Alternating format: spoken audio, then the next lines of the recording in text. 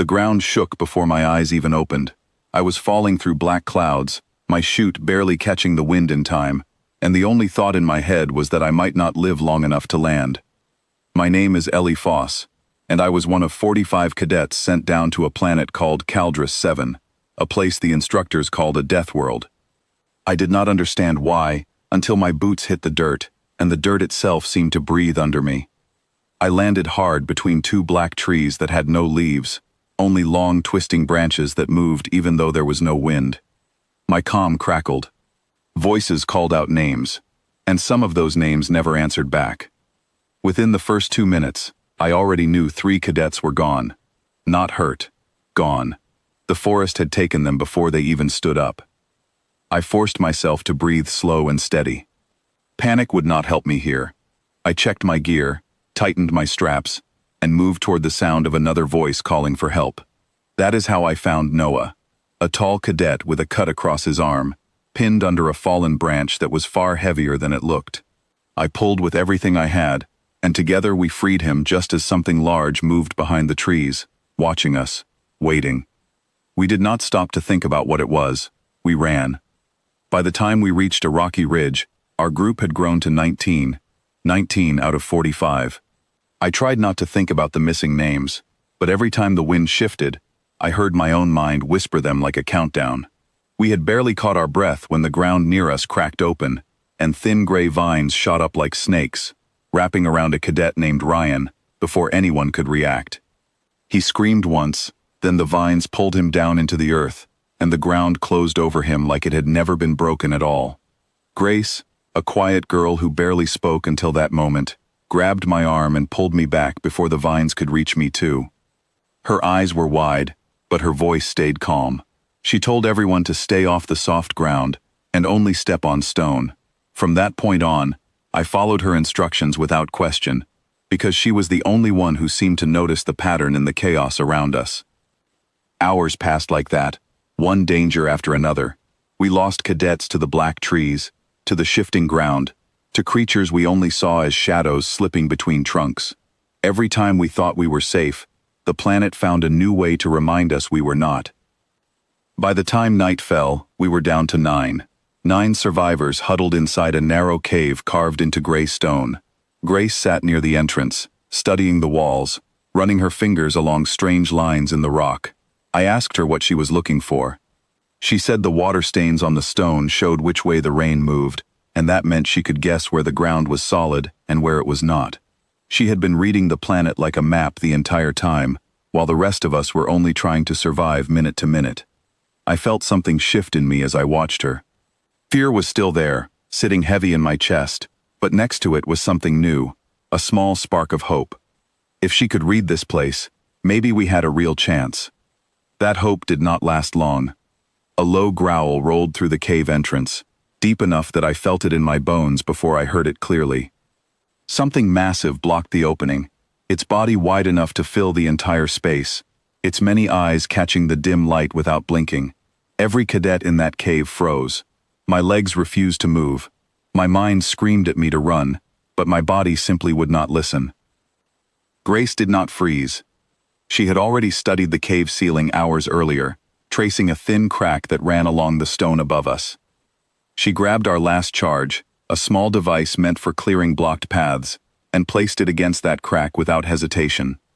She counted down under her breath, 4 seconds to set it, 6 seconds to get us moving. The blast that followed was not loud so much as it was total, a wave of pressure and dust that swallowed the world for a moment. When the dust cleared, the creature was gone, buried under broken stone. So was part of the cave ceiling. So, sadly, was Liam, a cadet who had been standing closest to the collapse, someone who had helped me carry supplies just hours before. Grace knelt beside the rubble for only a few seconds.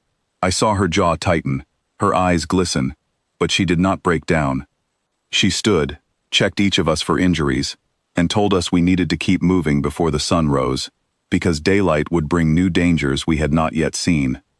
We walked through the dark, exhausted, injured, and grieving, but alive. Every step felt heavier than the last. My legs burned, my lungs ached, and still Grace kept us moving, kept us focused, kept us breathing. She never once raised her voice. She never once let the fear win. I did not understand how someone could carry so much weight and still walk forward, but she did, step after step, until the sky finally began to turn gray with the first light of morning. We saw the clearing before we reached it, a wide open space with a shuttle waiting exactly where our maps had marked a possible extraction point. 8 of us stumbled toward it, dirty, bleeding, and barely standing. My chest tightened with relief so strong it almost hurt more than the fear had. Then I saw them. The instructors stood in a neat line beside the shuttle, wearing clean uniforms, holding tablets, looking as calm as if they had spent the night sleeping instead of watching 37 names disappear from a screen. I felt anger rise in my throat so fast it nearly choked me. We had spent 11 hours fighting for our lives, and they stood there without a single mark on them. It was Grace who spoke first.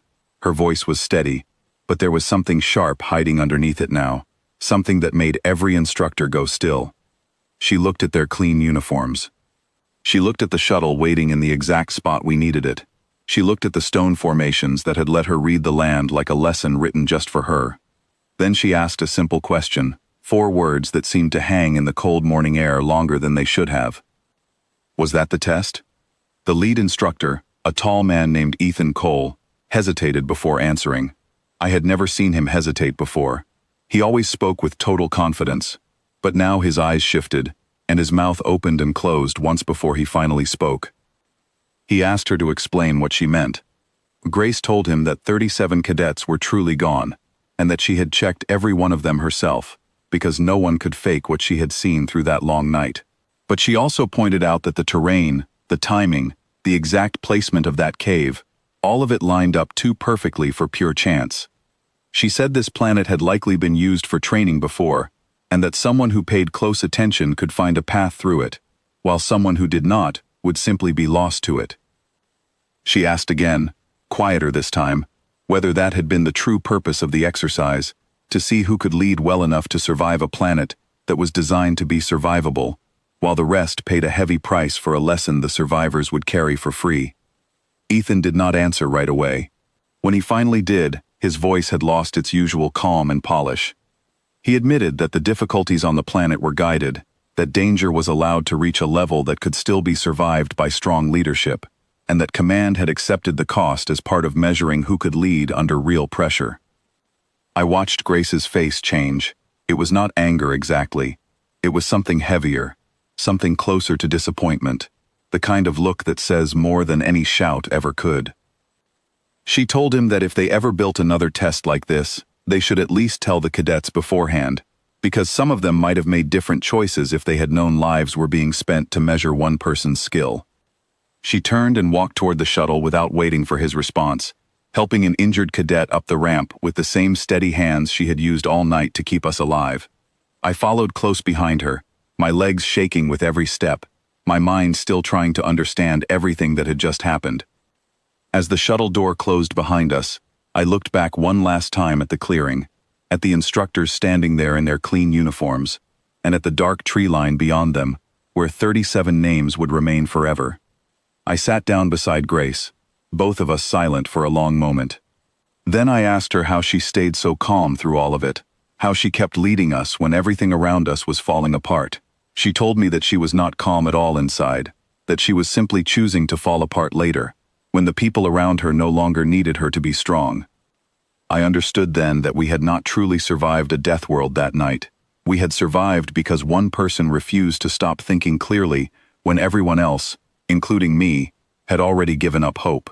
The planet had tested all of us, but in the end, it was Grace who had truly been tested, and Grace who had carried the rest of us through to the other side. As the shuttle rose above the dark forest, and the clouds swallowed the planet behind us, I realized the real lesson was not about survival skills or wilderness training. It was about what a single steady mind could do when everyone around it was breaking. Grace never once let fear choose for her, and because of that, 8 of us were going home instead of 45 names being lost to a place that never should have called itself a simple test.